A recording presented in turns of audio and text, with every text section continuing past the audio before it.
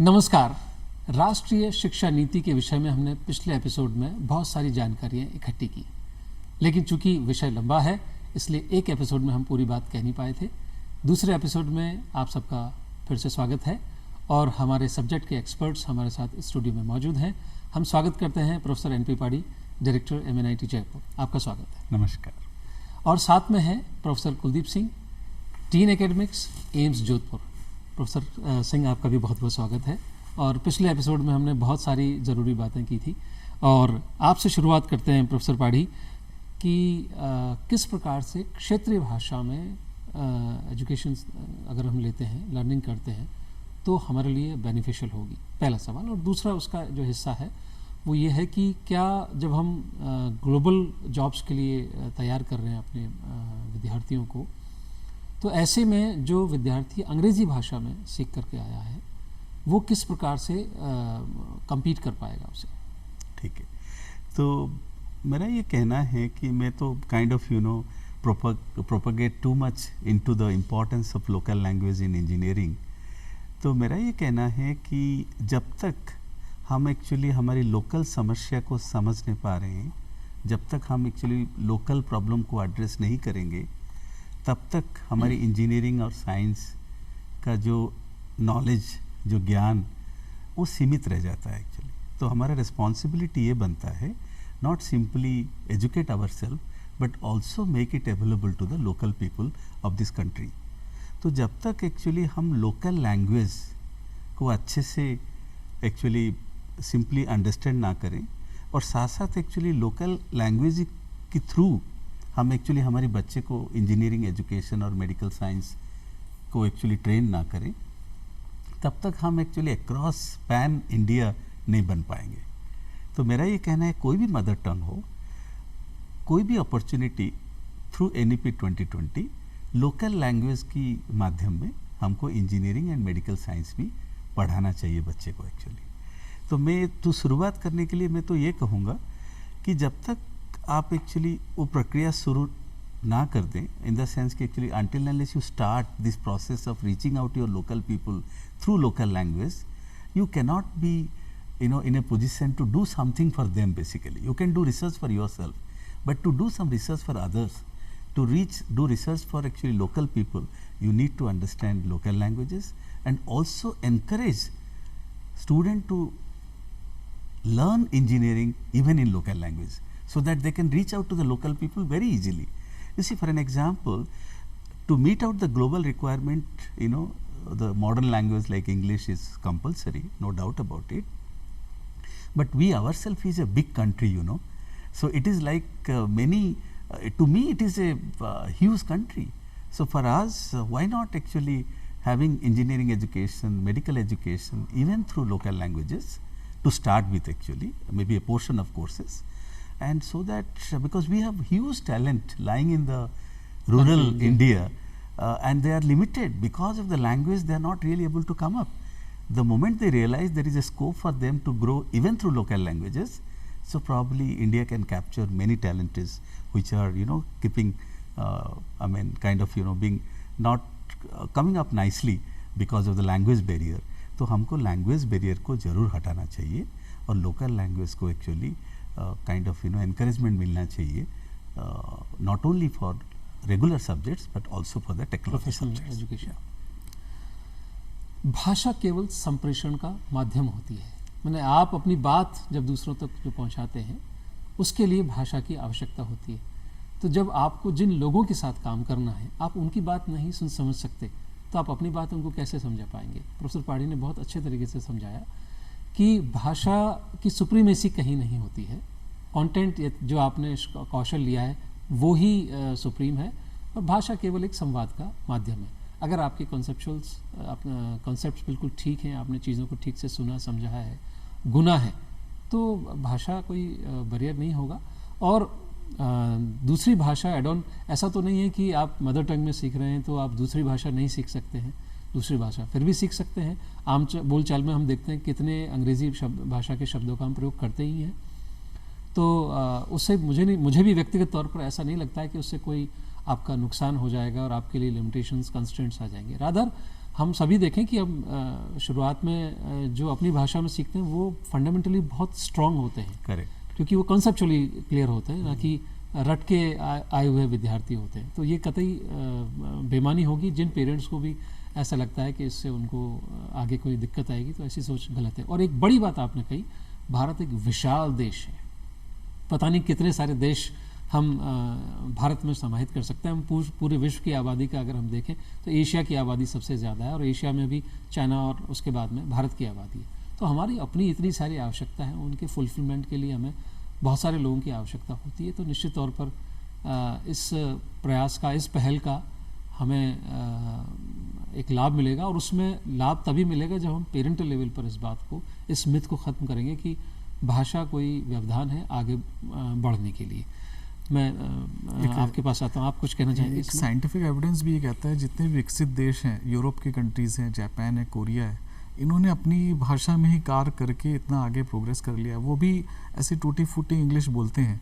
तो हमें अगर ये पेरेंट्स को और स्कूल में भी ऐसे एम्फेसिस ना दी जाए कि केवल अंग्रेजी में बात करना है, और हम अपनी जो मातृभाषा के ऊपर जोर दें, तो उसमें जैसा आपने बताया डॉक्टर पाधी ने, बिल्कुल मैं सहमत हूँ कि अगर हम अपनी मातृभाषा में कार्य करते हैं तो हम ज़्यादा अच्छा समझ पाते हैं और उसको ज़्यादा अच्छा एक्सप्रेस भी कर पाते हैं।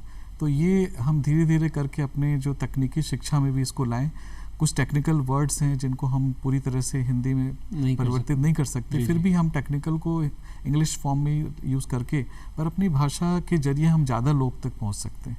जी, तो ये बड़ा आई थिंक समाधान है, और ख़ास तौर से इसकी शुरुआत सबसे पहले लेकिन हमें खुद को करनी होगी।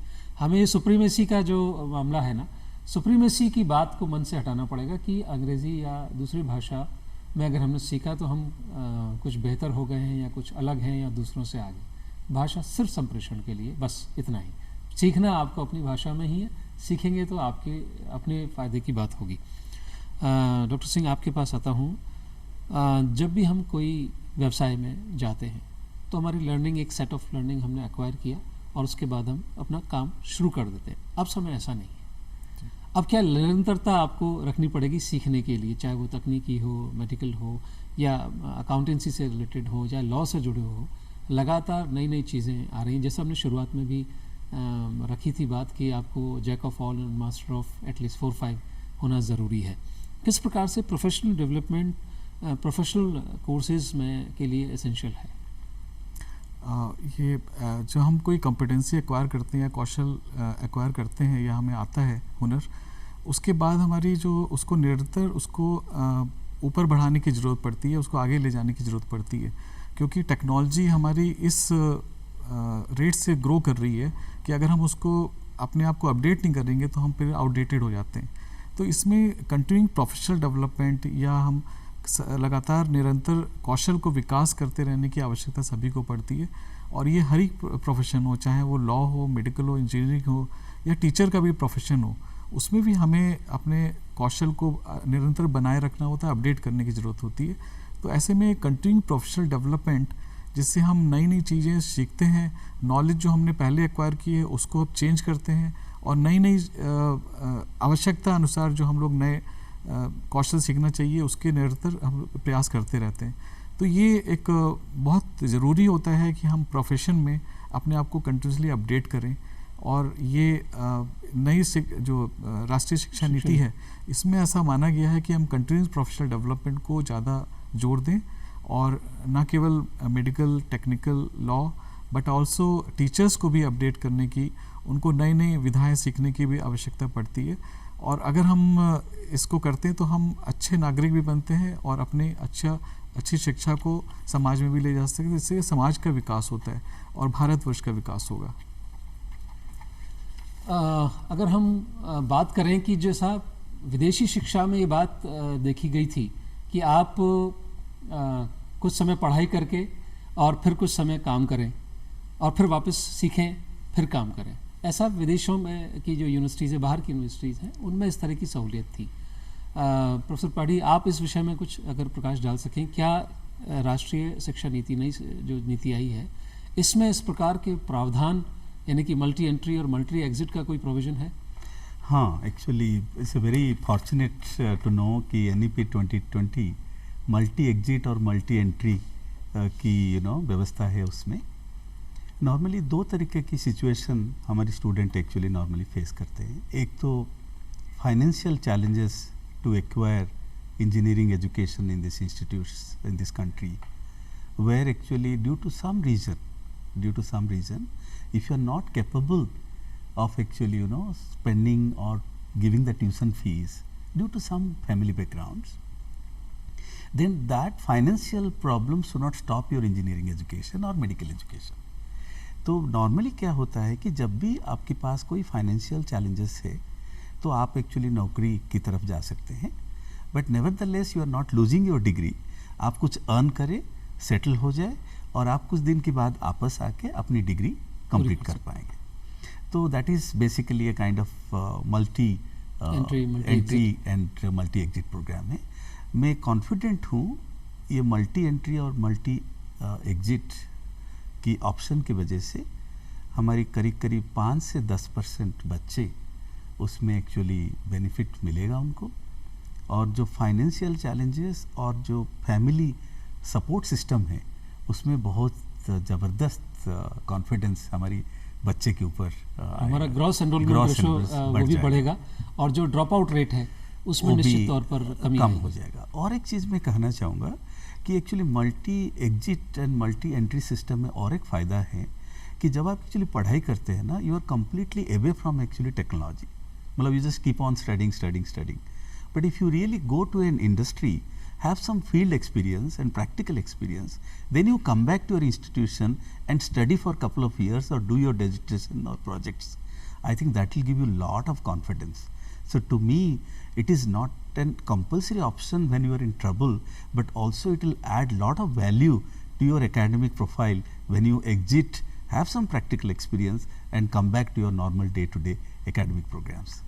और ऐसा हमने मैनेजमेंट एजुकेशन में तो देखा ही है। बहुत सारे IIMs की हम बात करें तो बहुत सारे मैनेजमेंट प्रोग्राम्स हैं जिनमें कि मैंडेटरी है कि आपको कुछ वर्षों का फील्ड का अनुभव होना ज़रूरी है और फिर आप वापस से मैनेजमेंट की शिक्षा हासिल करने के लिए आते हैं तो आप में एक निश्चित तौर पर, क्योंकि प्रैक्टिकल एक्सपीरियंस लिया है, कॉन्फिडेंस लेवल बढ़ जाता है, आप प्रॉब्लम के साथ एंटिसिपेट कर पाते हैं, कनेक्ट कर पाते हैं। माननीय प्रधानमंत्री जी ने एक महत्वपूर्ण बात कही थी, लैंड टू लैब और लैब टू लैंड। इस बात के बारे में हम समझना चाहेंगे कि लैंड क्या है और लैब क्या है। हाँ, तो अखिल भारतीय शिक्षा समागम जब 7 to 9 ऑर्गेनाइज किया गया था, वहाँ पे honourable prime minister Narendra Modi ji and ministry of education Dharmendra Pradhan ji, मतलब उनका ये कहना था कि एक्चुअली जो भी रिसर्च हम आज की डेट में इंस्टीट्यूट के अंदर कर ही रहे हैं, and India is very good at that, we publish papers, we develop some technology, we do lot of research and we also teach, लेकिन वो टेक्नोलॉजी जो लेबोरेटरी के अंदर से बाहर निकलते हुए लोगों के अंदर पहुँचे, means lab to the land, जब तक वो प्रक्रिया कंप्लीट साइकिल नहीं बन जाता तो हमारा जो लेबोरेटरी रिसर्च का इम्पोर्टेंस इतना खास नहीं बनेगा। तो उनका ये कहना था प्रधानमंत्री जी का कि आप जो भी काम कर रहे हैं लेबोरेटरी के अंदर उसको लोगों के पास पहुंचाइए और साथ साथ लोगों की जो प्रॉब्लम है वो समझने के बाद उसको लैब में एक्चुअली अचीव करिए। तो आप एक्चुअली लैब से लैंड तक जाइए और लैंड से लैब तक आइए। So it's a very wonderful expression by honourable prime minister. So I think हम सब लोग उसमें सहमत है कि हम जो रिसर्च आज की डेट में लेबोरेटरी के अंदर कर रहे हैं वो लोगों के पास जाना चाहिए और लोगों की जो रिक्वायरमेंट वो समझने के बाद हम लेबोरेटरी में उनकी रिक्वायरमेंट के हिसाब से काम करें। So lab to land and land to lab is extremely complementary. To me it is a very good approach India has to adopt. मैं एक चीज़ ऐड करना चाहूँगा कि जो हम लोग लैब टू लैंड वाली बात करते हैं तो मेडिकल प्रोफेशन में भी ऐसा होता है कि हम लोग bench top to bedside, तो बेंच टॉप मतलब जो हम लोग ने लेबोरेटरी में टेस्ट किए या टेक्नोलॉजी डेवलप की, और बेड साइड मतलब कम्युनिटी लेवल पे या उसके घर के नज़दीक हम ले गए। तो ये हम लोग इसको मेडिकल टर्म में बोलते हैं ट्रांसलेशनल रिसर्च, कि हमने रिसर्च किया लैब में किया लेकिन उसको हमने इंसानियत के लिए उसको इस्तेमाल किया टू द बेड साइड लेके या बेड के या कम्युनिटी लेवल पे लेके या होम बेस्ड केयर को प्रोवाइड करके। तो ये नई जो आपकी नेशनल एजुकेशन पॉलिसी है इसमें निहित है, और आई थिंक ये वाली हम लोग पूरी तरह से इसको साकार कर रहे हैं, not only in the school education but professional education में भी। वंडरफुल। यानी कि जो एक सही उद्देश्य शिक्षा का है कि वे अल्टीमेटली सोसाइटी को सर्व करना है, हमें सोसाइटी की प्रॉब्लम्स को आइडेंटिफाई करके उनके लिए समाधान ढूंढ कर देना है। तो निश्चित तौर पर जब तक लैब में कन्फाइन रहेंगे तो फिर उसका कनेक्ट नहीं बनेगा, और हो सकता है कि हम फिर वो 10 साल बाद हमारी रिसर्च कुछ काम में आ सके, तो उसका उद्देश्य फिर साकार नहीं हो पाएगा। कोलैबोरेशन की बात भी इसमें रखी गई है राष्ट्रीय शिक्षा नीति के अंदर कि हम कोलैबोरेट करें। मेडिकल एजुकेशन किस तरह से दूसरी स्ट्रीम्स के साथ कोलैबोरेट कर सकती है, प्रोफेसर सिंह आपसे जानना चाहेंगे। मेडिकल एजुकेशन में हम लोग सबसे पहले मरीज के संपर्क में आते हैं, और मरीज के स्वास्थ्य हमारा सर्वोपरि होता है, उसको सेफ़ एंड इफ़ेक्टिव मेडिसिन मिल जाए, लेकिन इसके साथ ही डायग्नोसिस करने की भी ज़रूरत पड़ती है, और डायग्नोस्टिक टेस्ट और लेबोरेटरी टेस्ट और ऐसी कुछ चीज़ों में मशीनी उपकरण का हमको इस्तेमाल करना पड़ता है, जिसमें हमें बहुत सारे टेक्निकली लोगों का इसमें इन्वॉल्व करना होता है। और हम लोग ने एम्स जोधपुर और IIT जोधपुर के साथ मिलके एक जॉइंट प्रोग्राम भी डेवलप किया है, जिसको हम लोग बोलते हैं मेडटेक प्रोग्राम्स, जिसमें कि हम अफोर्डेबल डिवाइसेस डेवलप कर सकते हैं जो कि पेशेंट्स को अफोर्डेबल केयर प्रोवाइड कर पाएँ without any increasing the cost. और इस मेडटेक प्रोग्राम के 3 स्ट्रीम हैं। एक तो है कि मास्टर्स इन मेडटेक, दूसरा है डुअल डिग्री, मास्टर करने के बाद वो चाहे तो आगे PhD कर सकता है, और तीसरा है स्टैंड अलोन PhD कर सकता है। और इसमें सबसे अनूठी बात यह है कि एक मेडिकल का छात्र और एक इंजीनियरिंग के साथ मिलके एक प्रोजेक्ट पे काम करते हैं, तो इससे जो मेडिकल की समस्याएं इंजीनियरिंग वाला समझ पाता है, और जो इंजीनियरिंग वाली समस्याएं हैं वो मेडिकल वाला समझ पाता है। और इस तरह से ये प्रोग्राम एक अनोखी तरह की हम लोग पद्धति से उनको बताते हैं कि डिवाइस या मेडिकल टेक्नोलॉजी कैसे एडवांस करनी है और कैसे हम पेशेंट के पास ले जाएं उसको। और ये हम ये बताएं कि तो भारतवर्ष में पहला एक अनूठा पहल है जो एम्स जोधपुर ने और IIT जोधपुर ने मिलकर इसको किया है, और इसकी मदद से हम लोग कई ऐसी समस्याएं सॉल्व कर रहे हैं जो कि हम लोगों ने पहले सोची नहीं थी। कई चीज़ें कोविड टाइम में डेवलप हुई हैं, ऑक्सीजन कंसनट्रेटर, ऐसे इक्विपमेंट्स भी हम लोगों ने इसके ऊपर डेवलप किया है। और साथ में AI एक आर्टिफिशियल इंटेलिजेंस को इमेज प्रोसेसिंग के साथ यूज़ करके बहुत सारे डायग्नोस्टिक टेस्ट में इसकी हमने महत्वपूर्ण योगदान पाया है। तो इस तरह से ये हम लोग का collaboration between the other institute. उसी तरह से एक लॉ के साथ भी हम लोग का कि जो एंटरप्रेन्योरशिप डेवलप करते हैं, legal actions and legal ethics होती है, तो उसके नेशनल लॉ यूनिवर्सिटी के साथ भी मिलके हम लोग काम कर रहे हैं। तो कोलैबोरेशन का मेडिकल में और अन्य प्रोफेशन में बहुत महत्वपूर्ण योगदान है। और आजकल ज़माना आ गया है कि हमें कोलैबोरेशन के बिना हम सर्वाइव भी नहीं कर सकते। कोलैबोरेशन से हमारी कई चीज़ बहुत फास्ट हो जाती हैं, जो हम कई सालों में कर पाते हैं वो हम 1-2 वर्ष में भी पूरा कर सकते हैं। जी, आपने मल्टीडिसिप्लिनरी पर पिछले एपिसोड में एक बात रखी थी, इंटरडिसिप्लिनरी या मल्टीडिसिप्लिनरी अप्रोच की हमने बात रखी। रिसर्च में किस तरह से हम कोलैबोरेशन कर सकते हैं? अगर हम इंजीनियरिंग की बात करें तो किसी भी रिसर्च में मैकेनिकल का पार्ट हो सकता है, इलेक्ट्रिकल का, इलेक्ट्रॉनिक्स का, एज वेल एज सॉफ्टवेयर का, या कोई हो सकता है बायोलॉजिकल पार्ट भी हो सकता है, या प्लांट से जुड़ी हुई कोई चीज़ हो सकती है। If you wish to say something on this. Actually MNIT Malaviya national institute of technology के अंदर एक्चुअली हमारी एक MNIT इनोवेशन सेंटर है, एंड इस सेंटर के अंदर एक्चुअली हम जो भी रिसर्च करते हैं वो एक्चुअली मल्टीडिसिप्लिनरी अप्रोच होता है। और हमने एक नया कॉन्सेप्ट इंट्रोड्यूस किए कि माइनर इन अदर स्पेशलाइजेशन, जैसे कि एक student from mechanical engineering can do a minor in electrical engineering, जिससे वो इलेक्ट्रिकल व्हीकल बना सके। जो minor engineering concept electrical engineering से एक्सपर्टाइज मिलेगा और अपना self expertise in mechanical engineer, और दोनों मिलके एक्चुअली एक इलेक्ट्रिक व्हीकल डेवलप करने में सक्षम हो पाएंगे। इस तरह actually even physics to actually electrical engineering, chemistry to chemical engineering and mathematics to computer engineering, minor and major multidisciplinary programmes हमने एक्चुअली इंट्रोड्यूस कराए। और उम्मीद करते हैं कि एक्चुअली बच्चे की जो expertise not limited to a particular domain in which he or she got admitted due to his all India ranking, but अपना जो सेल्फ इंटरेस्ट अंदर से होता है उसको भी एक्सप्लोर करने का एक मौका मिले एक्चुअली।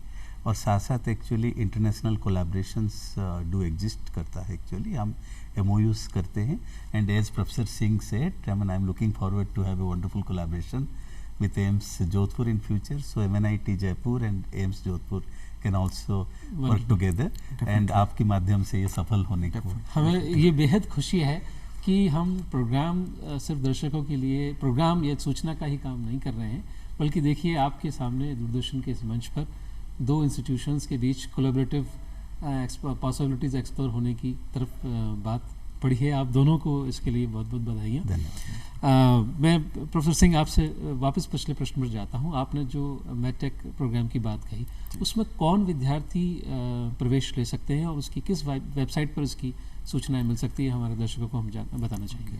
तो जो मैटेक प्रोग्राम्स है, joint programme between AIIMS Jodhpur और IIT, तो इसमें पूरे नेशनल लेवल पे कोई भी मेडिकल का या एलाइड ब्रांच का और इंजीनियरिंग और एलाइड ब्रांच का छात्र काम कर सकते हैं। और इसमें सबसे अच्छी बात यह है कि जो मेडिकल और इंजीनियरिंग के दोनों छात्र एक साथ काम करते हैं तो एक दूसरे की समस्याओं को और एक दूसरे को हेल्प करने में भी मदद होती है। और ये हमारे जो सारी इन्फॉर्मेशन है, साल में एक बार कोर्स होता है, जुलाई में स्टार्ट होता है, इसकी इन्फॉर्मेशन हमारी जो वेबसाइट है aimsjodhpur.edu.in उस पर प्राप्त कर सकते हैं। साथ ही ये इन्फॉर्मेशन IIT jodhpur.ac.in पे भी उपलब्ध है, तो इस पे जानकारी ले सकते हैं। और कोई भी जो छात्र जो बीटेक किया है, MBBS किया है या मेडिकल साइट्स में है, वो इसमें सम्मिलित हो सकते हैं और डिवाइस डेवलपमेंट और कोलैबोरेशन कर सकते हैं। और इंडिया में, भारतवर्ष में पहला इस तरह का ये अपना कोर्स ये है। सबसे बड़ी बात है कि हम लोग का अनूठा है कि भारतवर्ष में पहला इस तरह का जॉइंट प्रोग्राम, एक डिग्री प्रोग्राम जो कि स्ट्रक्चर्ड प्रोग्राम है, वो लॉन्च किया है एम्स जोधपुर और IIT जोधपुर ने। वंडरफुल। तो सही प्रशासन यही होता है कि हम कोई पूरे थॉट प्रोसेस के साथ सही नीति लेके आएँ और न केवल उसको डॉक्यूमेंट तक सम्मिलित रखें, बल्कि उसका एग्जीक्यूशन भी तुरंत प्रभाव से शुरू हो। और आपने अभी भी देखा कि प्रोफेसर सिंह ने बताया कि किस प्रकार से एक नया कोर्स कोलैबोरेटिव रिसर्च के फॉर्म में, ट्यूनिंग प्रोग्राम के फॉर्म में कह सकते हैं, वो आ गया है। और आप उसका लाभ अवश्य लें कि इस तरह के प्रोग्राम पहले विदेशी शिक्षा में, विदेश की यूनिवर्सिटीज़ में देखने को मिलता था, अब भारतवर्ष में भी इस तरह का प्रोग्राम शुरू हो चुका है। प्रोफेसर प्राढ़ी, आपसे जानना चाहेंगे कि MNIT जयपुर, जो कि हम NIRF रैंकिंग में भी हमने अच्छा प्रदर्शन किया है और बहुत सारी रिसर्च, इनोवेटिव रिसर्च सामने आ रही है, DRDO के साथ में भी हम काम कर रहे हैं। अभी हाल में इंडियन एयरफोर्स के लिए भी बड़ा MOU हुआ है और आत्मनिर्भरता की तरफ हम काफ़ी सारे सार्थक प्रयास कर रहे हैं। NEP के इम्प्लीमेंटेशन में MNIT की तरफ से अब तक क्या क्या पहल हुई है? हमने मतलब NEP 2020 ऑलरेडी इम्प्लीमेंट हो चुकी है MNIT जयपुर में। मैं तो नहीं कहूँगा कि संपूर्ण रूप में इम्प्लीमेंट हुआ है, लेकिन हमने शुरुआत कर चुके हैं। और रिसेंट लास्ट सेमेस्टर हमने सारे बच्चे को जो फ्लेक्सिबल एकेडमिक प्रोग्राम जिसको कहते हैं, तो जब आपके एडमिशन कोई स्पेसिफिक ब्रांच में हो जाता है, you are not limited to study that specialisation only, but you can get into any specialisation after your second year. तो मैं स्टूडेंट्स को ये बताना चाहूँगा कि MNIT Jaipur being one of the NIT where we allow students to take over other minor programs in engineering specializations along with your regular specialization in which you are admitted to. So जिससे जो flexibility academic program वो actually हमारे MNIT Jaipur में उपलब्ध है। तो जैसे कि नॉर्मल आज की जो युवा बच्चे हैं एक्चुअली, युवा साइंटिस्ट और इंजीनियरिंग ग्रेजुएट से सब एक्चुअली कंप्यूटर साइंस पढ़ना चाहते हैं, बट एक्चुअली वो लोग थोड़ा सा दुखी हो जाते हैं जब उनका एडमिशन मान लीजिए इलेक्ट्रिकल, मैकेनिकल, सिविल इंजीनियरिंग में हो जाता है। तो हम ये इनकरेज करना चाहते हैं कि आपकी एडमिशन कोई भी ब्रांच में हो, आपकी जो सेल्फ मोटिवेटेड स्पेशलाइजेशन और ऑब्जेक्टिव्स है उसको अचीव करने के लिए MNIT जयपुर में जो फ्लेक्सिबिलिटी प्रोग्राम है, फ्लेक्सिबल एकेडमिक प्रोग्राम है, जिसका आप संपूर्ण लाभ ले सकते हैं और अपनी जो एम्बिशियस प्लान और गोल्स है उसको अचीव करने में कोई प्रॉब्लम नहीं होगा। So that is the one of the important input may I like to give you. All of you can get into the information through MNIT websites, and you can also go through the academic program, the flexible academic structure which can really encourage to study not only your own specialization, but you can add on minor specialization in other specializations. और ज़्यादा जानकारी के लिए आप MNIT की website www.mnit.ac.in पर पूरी जानकारी ले सकते हैं। मैं फिर से वेबसाइट बताता हूँ, MNIT की वेबसाइट www.mnit.ac.in, इस पर पूरी जानकारी ले सकते हैं, या किसी भी वर्किंग डे में मंडे टू फ्राइडे आप वहाँ पर जा कर के एडमिशन सेल या दूसरे डीन एकेडमिक्स के जो ऑफिस है वहाँ पर संपर्क भी कर सकते हैं। शिक्षा का उद्देश्य खुद को जानना है, अपने अंदर क्या बेहतर हमें छुपा हुआ है उसको जानना है। प्रोफेसर पाड़ी ने जैसे कहा कि इस तुलना के चक्कर में ना पड़े कि एक पर्टिकुलर खास ब्रांच इन दिनों चलन में है, हमें उसी ब्रांच में प्रवेश मिलेगा तो ही जीवन में आगे कुछ कर पाएंगे। तो ब्रांच से ज़्यादा आप इम्पॉर्टेंट हैं, आपके अंदर जो लेटेंट है, जो छुपा हुआ टैलेंट है, उसको बाहर लाने की प्रक्रिया से आप जब गुजरेंगे और आप जो भी कुछ बेहतर कर देंगे, वो अपने ऐसे तमाम सैकड़ों उदाहरण सोसाइटी में मौजूद हैं जिन्होंने हो सकता है पढ़ाई किसी और विषय में की लेकिन काम कुछ और कर रहे हैं, क्योंकि शिक्षा आपके इवॉल्व होने का एक प्रोसेस है। उस प्रोसेस से गुजरिए, अपने आप को बड़ा कीजिए, बेहतर कीजिए, certain set of skills acquire कीजिए, अच्छा इंसान बनिए और एक्सेलेंस की तरफ बढ़िए, यात्रा आनंद के साथ करते हुए। उसमें हमें परेशान नहीं होना, थकान नहीं लेनी है, क्योंकि जर्नी में जॉय सबसे एसेंशियल पार्ट है। जॉय के साथ लर्निंग करेंगे तो आप निश्चित तौर पर खुद के लिए, परिवार के लिए, समाज के लिए, देश के लिए और पूरी मानवता के लिए एक एसेट बन के सामने आएंगे। और वही शिक्षा का अल्टीमेट एम है। हमें उम्मीद है कि जो नेशनल एजुकेशन पॉलिसी अभी जो शुरुआत हुई है जिसकी, और उसमें उसका आप पूरी तरह से लाभ ले पाएंगे। हम धन्यवाद देना चाहेंगे प्रोफेसर एन पी पाड़ी साहब आपका, आपने अपने व्यस्तम शेड्यूल में से हमारे साथ समय निकाला, बहुत बहुत धन्यवाद। और प्रोफेसर कुलदीप सिंह जी, आपने जोधपुर से स्पेशली इस प्रोग्राम के लिए आप आए, आपका भी बहुत बहुत धन्यवाद। और उम्मीद करते हैं भविष्य में भी आपसे इस तरह का सहयोग मिलता रहेगा। राष्ट्रीय शिक्षा नीति हमारे अपने जीवन में एक नई रोशनी लेके आएगी, एक नए समाज का निर्माण होगा, नए राष्ट्र का निर्माण होगा, जिसको हम कहेंगे आत्मनिर्भर भारत। आज के लिए बस इतना ही, नमस्कार।